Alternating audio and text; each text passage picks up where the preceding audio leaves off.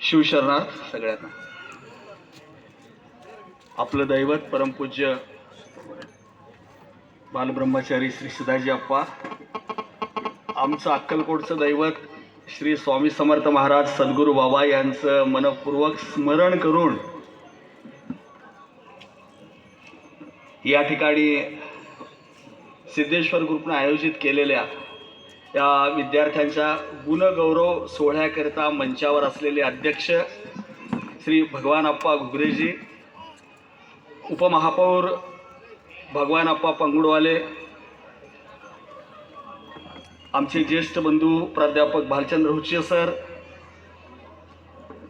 व्याही ज्यांच्यामुळं मी इथं येऊ शकलो ते माननीय प्रकाशभाऊ लंगोटे सर,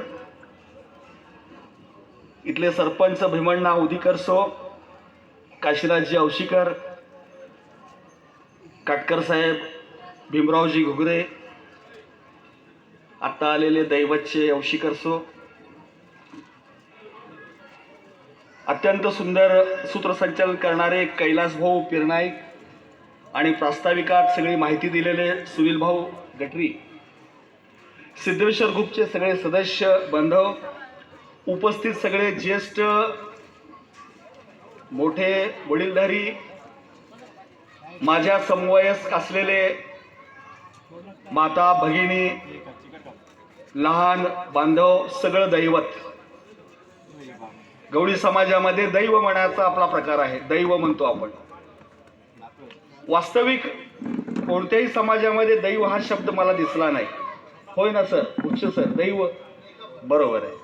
तर दैव याचा अर्थच असा आहे की ज्याच्यात देवत्व आहे. आता वास्तविक आपल्यातच दैवत्व आहे आणि इतरात नाही असं नाही.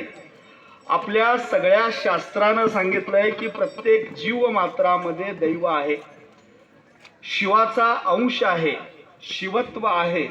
हे तुम्हा सगळ्यामध्ये आहे.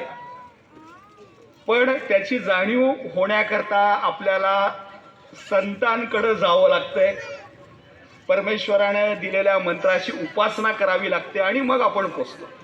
पण तरीही हा अंश आहे हे जाणीव करून देण्याकरताच आपण दैव म्हणतो.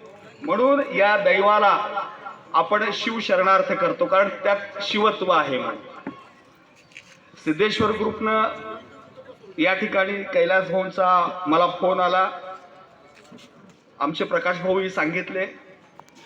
धुळ्याला मी मागे आलो होतो, पण या निमित्तानं येण्याचं आणि थोडंसं बोलण्याचं, संवाद साधण्याचं जे काही भाग्य मिळतंय समाजासमोर, म्हणजे ओळख होणे हे सगळ्यात महत्त्वाचं आहे. अक्कलकोट, धुळे, आता येऊ लागलो आपण, दळणवळणाची साधनं उपलब्ध झालेली आहेत, जातो येतो, पण परिचय फार महत्त्वाचा आहे आणि तो व्हावा हा उद्देश ठेवून मलाही आनंद वाटला की जाऊया आपण आणि आमच्या ज्येष्ठ वडीलधारी मंडळींशी, बांधवांशी संवाद साधूयात, थोडासा बोलूयात, ऐकूयात, त्यांचंही ऐकूयात. सिद्धेश्वर ग्रुपनं हे मोठं कार्य केलेलं आहे, सगळ्यांनी त्यांचं कौतुक केलं आणि हे कार्य त्यांनी निरंतर 10 वर्षापासून चालवत आहेत आणि विविध प्रकारचे उपक्रम राबवत आहेत. हे असं नकळत करणं, कोणतेही अपेक्षा न ठेवून करणं, निस्वार्थपणे करणं, सहजतेनं करणं, कुणी अध्यक्ष नाही, कुणी सेक्रेटरी नाही, अशा पद्धतीनं करणं हे गौरवास्पद आहे. हे एक वेगळं कार्य आहे आणि त्यांनी ते चालू ठेवावं. मग आमचे भाऊ म्हणाले की एवढं नाही, 10 वर्ष नाही, 100 वर्ष. मी म्हणतो त्याही पुढे तुम्ही जा, तुमचं कार्य निरंतर चालू द्या. शिराजी अप्पांचा आशीर्वाद तुमच्या पाठीशी आहे, कारण त्यांच्या याच्यातूनच तुम्ही हे सगळं करता. माझे लहान बांधवांसाठी हा तुम्ही कार्यक्रम आयोजित केलेला आहे. 10वी 12वीची मुलं बसलेली आहेत, विद्यार्थिनी आहेत. मागे मला वाटतं 10वीचे आहात तुम्ही सगळे, 10वी 12वीचे. बेटा तू 10वी 12वी? हा 12वी. तुझं ध्येय काय थोडंसं मला कळेल का? 1-2-4 फक्त आपण चर्चा करूया, म्हणजे मलाही बोलायला बरं वाटेल. काय व्हायची इच्छा आहे, तुझं मनोगत कळायला पाहिजे मला. बँकेत लागायचं, ऑफिसर म्हणून लागायचं आहे. व्हेरी गुड, उत्कृष्ट. हा छान. आणि एखादी तुझी भगिनी, आमची भगिनी बोलेल, हा सांग. इंजिनियर व्हायचं आहे. कशामध्ये? गुड. सॉफ्टवेअर इंजिनियर सध्याचं ते महत्वाचा भाग आहे. अभिनंदन तुझंही. अजून एखादी?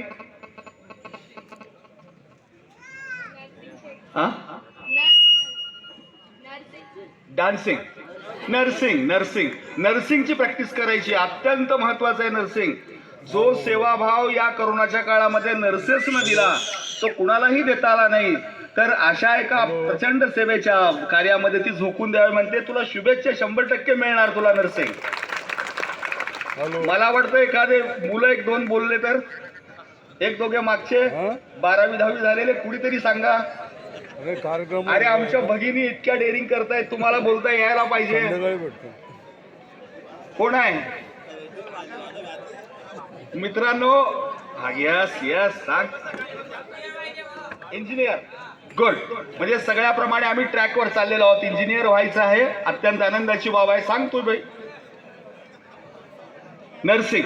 तुलाही नर्सिंग करायचं आहे, म्हणजे हे एक चांगलं क्षेत्र आहे नर्सिंगचं. Very good. हा, तू मुलगा होऊन त्या क्षेत्रात जाऊ इच्छितो मेडिकलच्या. अजून कोणी सांगेल एखादा? बस एखादा आणखी कुणाला इच्छा असेल तर सांगा.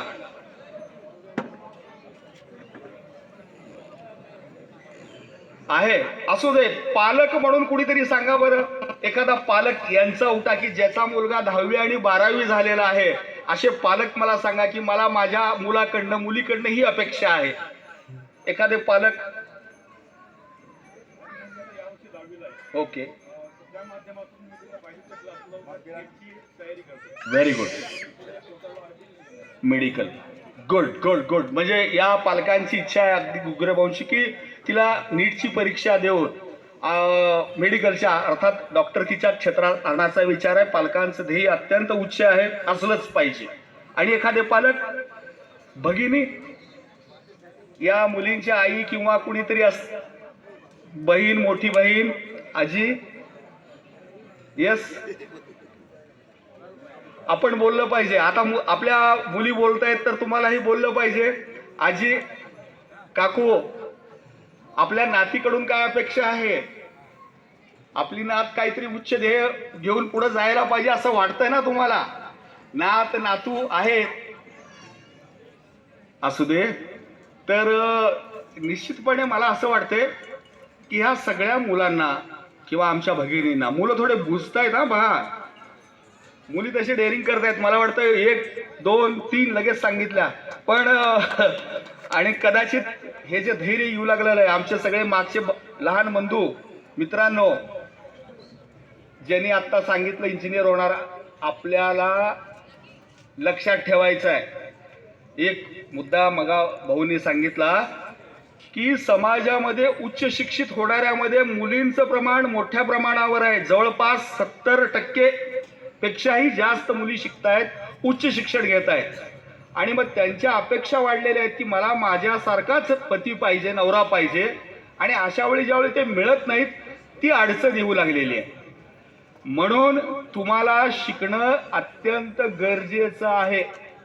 आपण फार मोहात पडलेले आहोत सगळे. सध्या आपल्याला मोहाची साधनं फार आहेत. सगळ्यात महत्त्वाचं म्हणजे हा आमच्या खिशातला मोबाईल हा प्रचंड मोह ठेवणारा आहे. हे सगळ्यांना मान्य करावं लागेल. दुसरं आहे टेलिव्हिजन, टीव्ही. परंतु टीव्हीची जागा देखील यांनीच घेतलेली आहे. प्रचंड आम्ही याच्यात गुंतलेलो आहोत. आणि हा असा आहे, तुम्ही जर चांगल्या दृष्टिकोनातून बघितला तर तुम्हाला ज्ञानच ज्ञान मिळेल. आणि जर आपण नुसतं माहिती काहीतरी बघायला गेलो तर तो तुम्हाला आयुष्यामधून खाली खाली आणायला लागेल आणि आपलं ध्येय आपण कधीही गाठू शकणार नाही. असा हा प्रॉडक्ट आहे. अर्थात याच्या पाठीमागे ज्ञानाची कसोटी आहे. जी लोक मोठी झाली त्यांनी आपल्या ज्ञानातून या मोबाईलला तयार केलं. याचा वापर कसा करायचा हे मात्र आपल्या मनावर आहे आणि आपल्या मनाचा ताबा तुम्ही ठेवला पाहिजे. ही विनंती आहे माझी की व्हॉट्सअप किंवा इतर ज्या गोष्टी बघायच्या त्याच आपण बघितल्या पाहिजेत. जेवढं बोलायचं आहे तेवढंच बोललं पाहिजे. अर्थात बघू नये असं मी म्हणणार नाही, आज ती गरजच झालेली आहे सगळ्यांची. 10वी 12वी नंतर भगिनींनो, पालकांनो, सगळ्या 10वी-12वी नंतर आपल्या मुलाला उच्च शिक्षित करणं हे प्रत्येक पालकाचं ध्येय आहे, म्हणजे तुमचं आहेच, प्रत्येकाला वाटतंय. पण अशी एक वेळ येते की त्या ठिकाणी आम्ही अडखळतो. मग कदाचित आमचा निर्णय चुकला का, आम्ही का मागं पडतोय, एखादं अपयश आलं तर लगेच आम्ही खचून जातोय. ही बाब कधीही आपल्या जीवनामध्ये घडता कामा नये. 10 वेळा अपयश आलं तरी 11व्याला तयार राहायला पाहिजे, ही मानसिकता तुमची सगळ्यांची असली पाहिजे. मी हे का सांगतोय, कारण आजचं जग स्पर्धात्मक झालेलं आहे, स्पर्धेचं जग आहे. प्रत्येकाला वाटतंय की माझा मुलगा इथं सिलेक्ट व्हायला पाहिजे, हे करायला पाहिजे, जायला पाहिजे. अवश्य सगळ्यांना वाटू लागलेलं आहे, प्रत्येक समाजामध्ये, प्रत्येक पालकाला, प्रत्येक मुलाला असं वाटतंय की मला उच्च व्हायचं आहे. पण उच्च होण्यासाठी जे ध्येय तुम्ही ठेवताय ते ध्येय देखील उच्च ठेवलं पाहिजे आणि त्याच्याकरता परिश्रम करण्याची ताकद आपल्या मनामध्ये प्रचंड प्रचंड असली पाहिजे. एवढी तेवढी असून चालणार नाही. एक छोटी कथा या संदर्भात सांगतो तुम्हाला. एका व्यक्तीला रात्रीच्याला तो निघाला होता आणि त्याला डोंगर चढून वर जायचं होतं. डोंगर उंच होता आणि त्याला वर जायचं होतं. हे जाण्याकरता तो निघाला, पण उजेड नव्हता, रात्रीची वेळ होती. तिथे एक म्हातारा गाठ पडला झोपडीत. तो म्हणाला, बाबा हे कंदील घे माझा आणि हे कंदील धरून हा डोंगर तू चढून जा रात्रीमध्ये. त्या माणसानं विचारलं, एवढ्या कंदिलाच्या प्रकाशात मला डोंगर कुठं दिसतो? बरोबर आहे ना, कंदिलाच्या प्रकाशात डोंगर कुठे दिसतो, तर मी चढणार कसा? ते आजोबा म्हणाले, अरे मित्रा, कंदिलाच्या प्रकाशात 10 पावलं तरी दिसतात. प्रत्येक पाऊल टाकल्यावर पुढचं पाऊल पुढे जाणार आहे तुझं, म्हणजे उजेड पुढे जाणार आहे. त्या मार्गाने तू चालत जा, सकाळ होजेपर्यंत तू डोंगराच्या शिखरावर पोचशील. तेव्हा त्याला कळालं की आपल्याला थोडं थोडं मिळवायचं आहे आणि ज्यावेळी थोडं थोडं मिळवत जाऊ, ज्ञान काही एकदम येणार नाही. नॉलेज मिळवण्याकरता तुम्हाला थोडं थोडं जमवायचं आहे. म्हणून आपण 10वी, 11वी, 12वी आणि मग ग्रॅज्युएशनला जातो. कुणी BA घेईल, कुणी BSc घेईल, BCom घेईल, हे प्रचलित आहे. या ताईनं म्हणल्याप्रमाणे BSc नर्सिंगला जाईल, कुणी BSc हॉर्टिकल्चरला जाईल, ॲग्रिकल्चरला जाईल. BCA चे कोर्सेस आहेत, BBA चे कोर्सेस आहेत आणि हटके म्हटलं तर बॅचलर ऑफ इंजिनिअरिंग आहे, लॉ आहे, LLB आणि भाऊनी सांगितल्याप्रमाणे मेडिकल MBBS. अनेक कोर्सेस आहेत.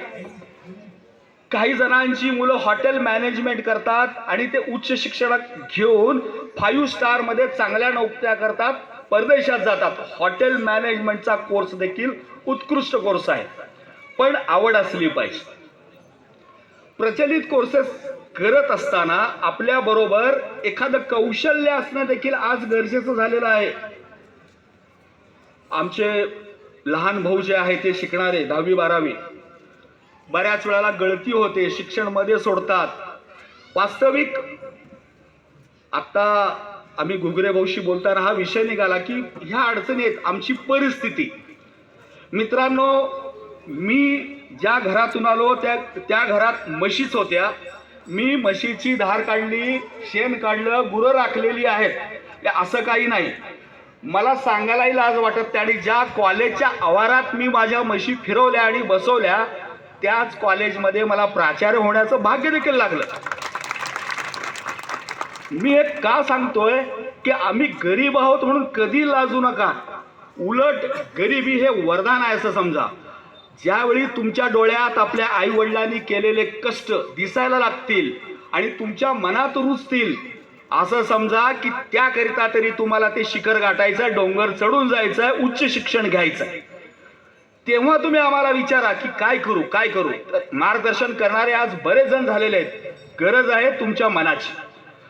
समाज सिद्धेश्वर गुरु तुमच्या पाठीवर थाप मारते, बळ देते तुम्हाला की उड.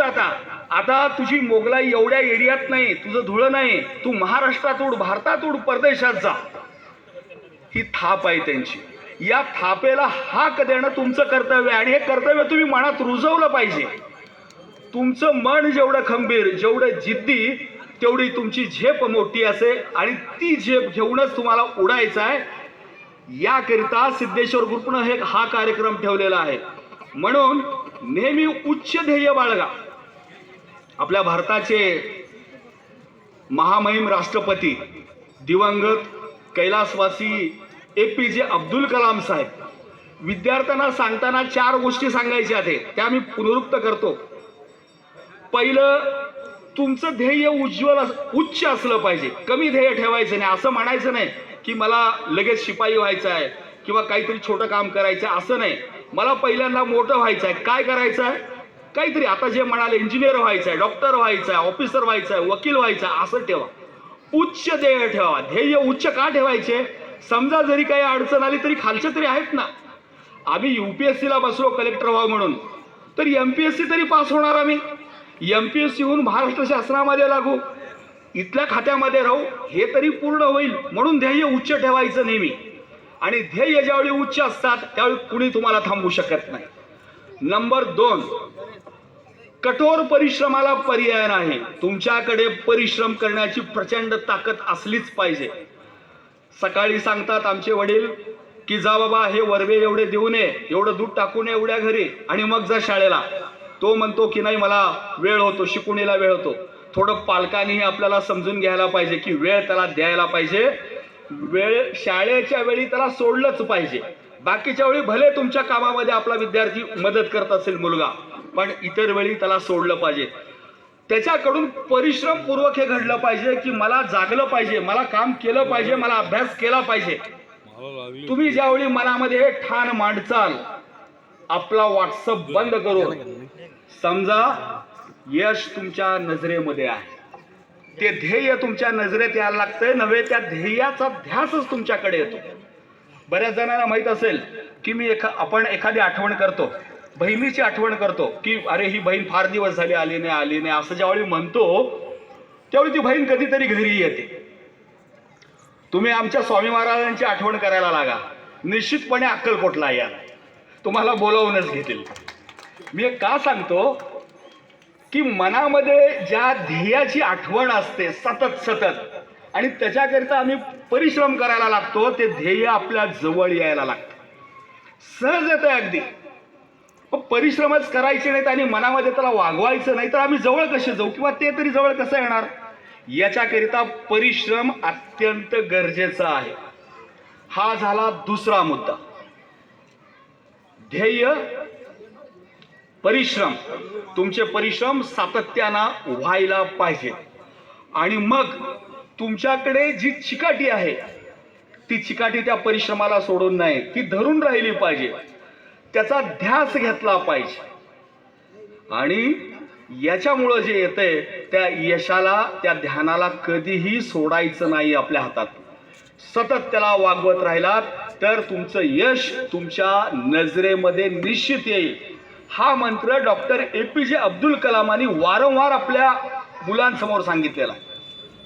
मला वाटतं तुम्ही निश्चितपणे याचा विचार करावा, ध्येय बाळगावं, परिश्रम करावेत, त्याचं सतत ध्यान करावं आणि यशशिखराच्या मंदिराची वाटचाल या माध्यमातून करावी. हे सहज शक्य आहे. एक मुद्दा जाता जाता आत्ता भाऊनी काकांनी सांगितला की बऱ्याच वेळेला मुलं अस्वस्थ होतात. अस्वस्थ, आपणही अस्वस्थ होतो. हे जे युग आहे ना हे ग्लोबल आहे. ग्लोबल अर्थात आपण आज सगळ्या जगाशी कनेक्ट झालेलो आहोत. तुम्हाला क्षणामध्ये महाराष्ट्रात, भारतात कुणाशी संपर्क साधता येतो, अमेरिकेत संपर्क साधता येतो, कुठेही साधता येतो. पण याच्यामुळं झालं काय, आमच्यामध्ये अस्वस्थता पण आलेली आहे. आम्हाला असं वाटतंय की हे काम झटपट व्हायला पाहिजे. व्हॉट्सअपनं सगळं केलेलं आहे. क्विक पाहिजे, आत्ता मला व्हायला पाहिजे, आत्ता मिळायला पाहिजे. हे कसं शक्य आहे? तुम्हाला सातत्यानं प्रयत्न केले पाहिजेत. प्रगती करायची तर त्याच्यात सातत्य पाहिजे. सातत्य हे फार महत्वाचं आहे. अब्दुल कलामांचं हे म्हणणं होतं की सातत्य ठेवा सगळ्यामध्ये. तुम्ही सातत्यपूर्ण म्हणजे दररोज हे सगळं केलं पाहिजे. तर हे करत असतानाही जर अपयश आलं, काही अडचणी आल्या तर एक अस्वस्थपणा येतो सगळ्यामध्ये. आणि हा अस्वस्थपणा कधी कधी चुकीचे मार्ग माणसाला दाखवतो आणि तो तिकडे जातो. कदाचित मुलं व्यसनी होऊ शकतात, आत्महत्येसारखा मार्ग देखील स्वीकारतात. मित्रांनो, याच्याकरता एक फार चांगलं उदाहरण आहे अमिताभ बच्चनचं. अमिताभ बच्चनची इंटरव्ह्यू चालली होती आणि बच्चनना विचारलं की तुम्ही कधी अस्वस्थ झाला होता का. अमिताभ बच्चनलाच विचारलं. तर बच्चनने जे उत्तर दिलंय, त्याची जी छोटी कथा सांगितली ती फार चांगली मनोरंजक आहे. अस्वस्थ का व्हायचं नाही. तो म्हणाला की मी इतका अस्वस्थ झालो की मला असं वाटू लागलं की मला माझ्या वडिलांनी जन्म का दिला. पहा, एखाद्याला मी चांगला आहे, सगळं केलंय, मला काही मिळत नाही, तेव्हा तो शेवटी कुणावर जातो? आई वडिलांवर जातो. माझ्या आई वडिलांनी मला जन्म का दिला. असं कुणाला वाटलं तर अमिताभ बच्चनला वाटायला लागलं की माझ्या वडिलांनी मला जन्म का दिला. आणि म्हणून त्याने चक्क संध्याकाळी आपल्या वडिलांनाच विचारलं, हरिवंशराव बच्चनना, पिताजी मुझे बहुत फील हो रहा है, गिल्टी फील हो रहा है, आपने मुझे पैदा क्यों किया. आता हरिवंशराय बच्चन हे कवी, त्यांना वाटलं की माझा मुलगा असं विचारतोय, मी एवढा मोठा कवी आणि हे विचारणं त्याच्याकडनं यावं. त्यांनी काहीही बोललं नाही, उत्तरच दिलं नाही. ते दररोज सकाळी उठून फिरायला जायचे दोघं बापलेक, हरिवंशराय आणि अमिताभ. त्या दिवशी वडिलांनी काय केलं, त्याला उठवलंच नाही आणि ते तसेच एकटे गेले. पण जाता जाता काय केलं, त्यांनी एक चिठ्ठी त्याच्या उशाखाली ठेवून दिली अमिताभच्या. आणि सकाळी अमिताभ जरा वेळेने उठले. अरे म्हणले, वडिलांनी मला आज उठवलं नाही फिरायला न्यायला. तर त्याच्या जवळ ती चिठ्ठी सापडली आणि ती चिठ्ठी उघडली.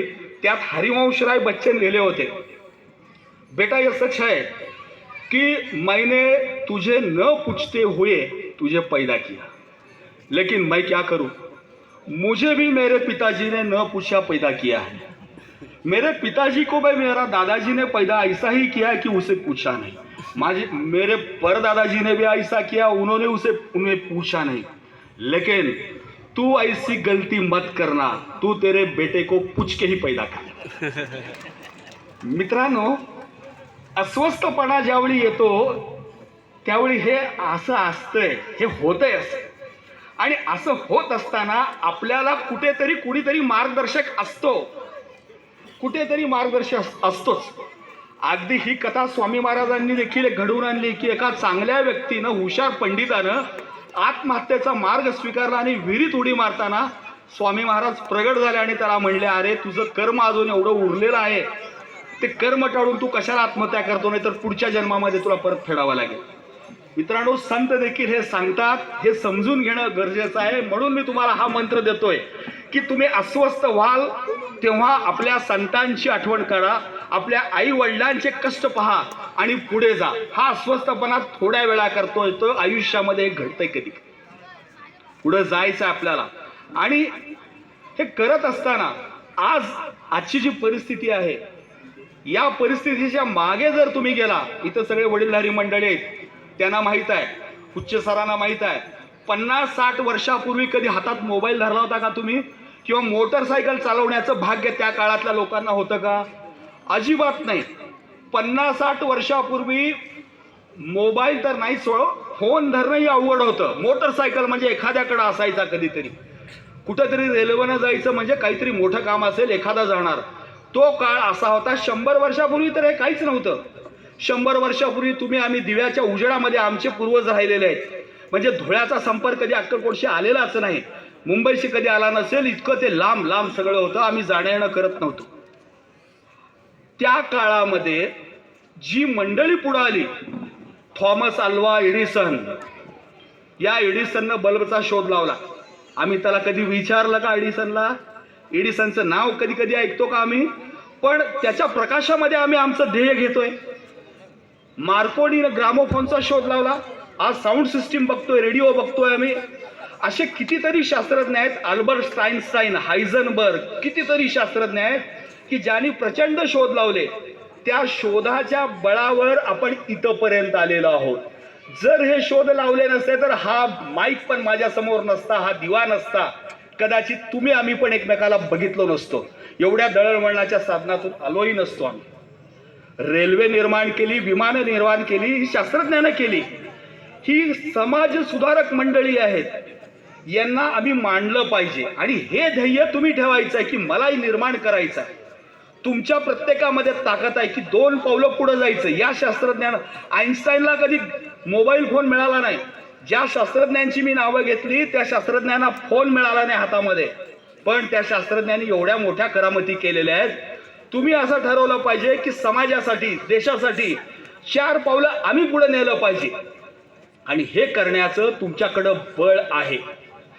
सावित्रीबाई फुलेने महिलांना सगळ्या शिक्षणाच्या प्रवाहात आणलं. पूर्वी महिलांना घराच्या बाहेर पाठवलं जात नव्हतं. इथं काका आहेत मला बोललेले, होतं की नाही? महिलांना बाहेर पाठवायचं का तुम्ही? नाही. शाळेत तर नाहीच नाही. आज तुम्ही स्टेजवर आहात, बोलता आहात, इक्वॅलिटीमध्ये आहात, मुलांपेक्षा जास्त मार्क घेत आहात. याचा अर्थ असा की महिलांना प्रगतीच्या पथावर आणण्याचं काम अनेक समाज धुरीणांनी केलेलं आहे. मग त्यात भाऊराव पाटील असतील, सावित्रीबाई, महात्मा फुले असतील, या अनेक व्यक्तीनं केलेला आहे. त्यामुळे तो आदर्श तुम्हाला घ्यायचा आहे. आज आपल्या सिंधुताई आपल्या समाजाच्या तेही प्रगती करतायत वेगळ्या अर्थानं. हा आदर्श घेऊन तुम्हाला पुढे जायचा आहे. तो आदर्श निश्चितपणे स्वागतार्ह असतो.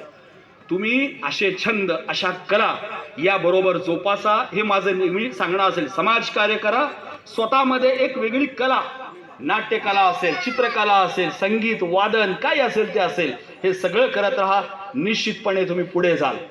म्हणून जे जुनं युग होतं ते केव्हा 100 वर्षापूर्वीचं मागं टाकून आम्ही आलेलो आहोत. आम्ही फार पुढं आलेलो आहोत. मला वाटलं नव्हतं की मागचंही बघेन आणि पुढचंही बघेन, कारण एवढं मोठं युग मला पाहण्याचं भाग्य मिळालं. पुढचं मला विमानात बसण्याची संधी मिळते हे कमी नाही, जे तुम्हाला संधी मिळते विमानात बसण्याची कमी नाही. म्हणून आपण नेहमी समजायचं की कालच्यापेक्षा आज बरा आहे आणि आजच्यापेक्षा उद्याचा बरा होणार आहे. याच्याकरता आपल्या मनाची खुणगाठ असली पाहिजे की मी मात्र चांगल्या पद्धतीनं राहणं गरजेचं. समाजाला धरा, आपल्या बंधू भगिनीला, परिवाराला धरा, देशाला धरा आणि पुढे जा.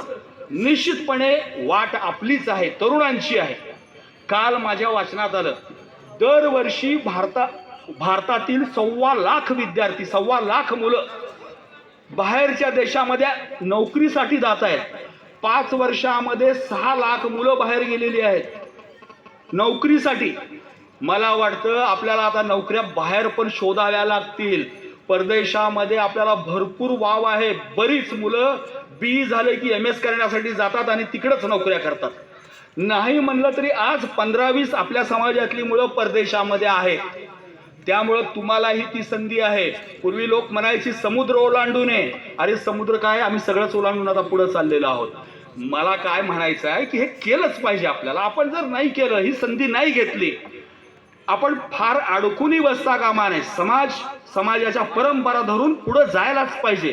तर पुढे जात नाही तर होणार काय? आपल्याला सगळ्यांचं ध्येय आहे. कुणाला वाटत नाही कुठल्या पालकांना की माझा मुलगा अमेरिकेत शिकावा, अमेरिकेत नोकरी करावा, युरोपमध्ये करावा? वाटत नाही का कुणाला? हे सगळ्यांना वाटतंय. मग वाटतंय मनामध्ये तर ते आपल्याला आणलं पाहिजे प्रत्यक्षात. हे होऊ शकतंय आणि ही पिढी करू शकेल. या पिढीमध्ये ती ताकद आहे. पण हे करत असताना आपल्याकडे एक प्रकारची मानसिकता जी म्हणतात सगळ्यांना घेऊन जाण्याची, ती असली पाहिजे. जर ती मानसिकता असेल तर आम्हाला कुणीही थांबवणार नाही. कशी मानसिकता? ती मानसिकता आहे सहकार्याची, मैत्रीभावाची, कुणाबद्दलही द्वेष मत्सर न करण्याची. हे जर असेल तर 100% आपलं यश आहे.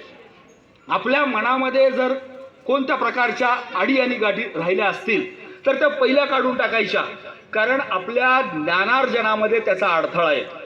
आपलं ज्ञान वाढू शकत नाही. म्हणून पहिल्यांदा आपलं मन मोकळं ठेवायचं. आणि याच्याकरता आणखी एक कथा सांगतो आणि मग मी थांबतो. कथा आहे ससा आणि कासवाची. ऐकलंय ना? काय, कोण जिंकतंय? कोण जिंकतंय? सगळ्यांना पक्क माहित आहे निश्चितपणे. तर बरोबर आहे, ससा आणि कासवाची गोष्ट. ससा आणि कासवाबरोबर शर्यत लागली. दोघं पळायला लागले आणि पळाल्यानंतर सशाला वाटलं मी तर एवढा फास्ट पळतोय, थोडं विश्रांती घेऊया, कासवाला जाऊ दे. आणि ते खरं घडलं. ससा झोपी गेला आणि कासव जिंकला. ससा हुशार होता. त्यानं म्हणलं आता परत एकदा शर्यत लावू आपण दोघे, आता बघू. कासव म्हणला तयार आहे. तो भोळा होता, आपण दोघं मिळून करू. परत एकदा शर्यत लावायची ठरवली आणि मग पुन्हा ते सुरुवातीपासून पळायला लागले एका विशिष्ट अंतरापर्यंत. ते म्हणाले की चला आपण जाऊया.